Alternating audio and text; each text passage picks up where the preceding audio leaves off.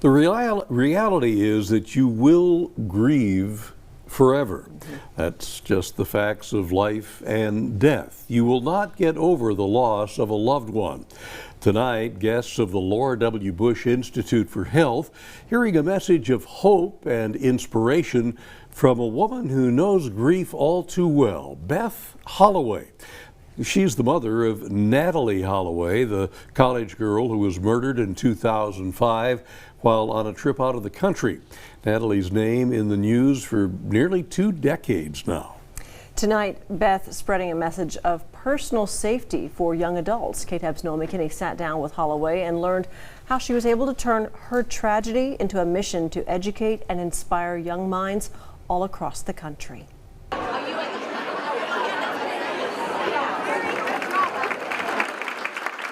Well, I've been invited to come and speak at the Laura W. Bush Institute. Mother, teacher, and keynote speaker Beth Holloway made her way to Abilene Wednesday to share a very personal message. Here today, I'm going to speak about phases of hope. Her daughter Natalee Holloway making national headlines after going missing on a trip to Aruba in 2005, declared dead in 2012, and her killer confessing to the crime after 18 long years. In order to not give up and to not just feel completely helpless, I had to get up every morning and try to work through the tragedy that was occurring in my family. Holloway saying her journey has been one of intention, taking the devastating loss of her daughter and working every day to make sure the heartbreak was not in vain. Being an educator, I found myself asking, what can I do for others that have done so much for me, and what can I teach others from our tragic lessons? And that's when the mission began. Though as she sees it, words without action are often not enough. Also reaching out to others that may feel hope was lost and doing what she could to keep that hope alive.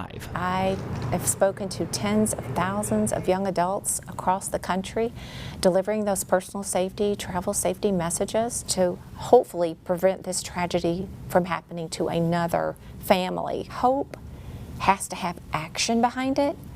They have to be doing something to keep them moving through the journey. Hope, she says, not just something that happens to you, but a daily effort to strive for. When you really try to focus on those small steps, it will carry you a long way through your journey and to get to where you can now begin to, either find resolution or begin the journey of healing. Knowing that her daughter's passing didn't have to be the end of the story, and through her efforts, the thousands of young faces that she first spoke to in 2005 can continue that positive impact for generations to come. Through me, they were able to share Natalee's story. And it just kind of hit me when I was at a speaking event a couple of weeks ago that it's kind of the torch is being passed from that first generation to their children now. So, for BigCountryHomepage.com, I'm Noah McKinney. Oh, thank you, Noah. So much inspiration in those words.